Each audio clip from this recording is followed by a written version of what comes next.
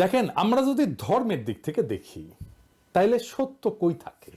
সত্য কিন্তু সবসময় খোদাই, ঐশ্বরিক। এটা আদার ওয়ার্ল্ডে থাকে, এটা ঈশ্বরের কাছে থাকে, সৃষ্টিকর্তার কাছে থাকে। আমরা সত্যের নিকটবর্তী হওয়ার চেষ্টা করি। মিডিয়ার কাজ কি সত্য বলা?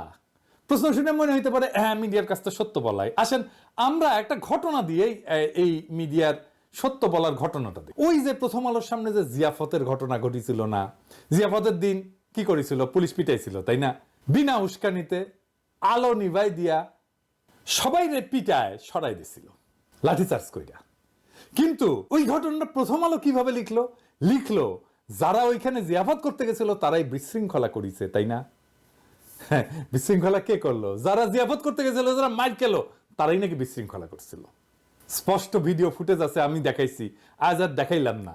দেখেছেন তো, আলো নিভাই দিয়ে খুব শান্ত, বিনা উস্কানিতে যে জমায়েত, তার উপরে লাঠিচার্জ শুরু করলো বিনা কারণে।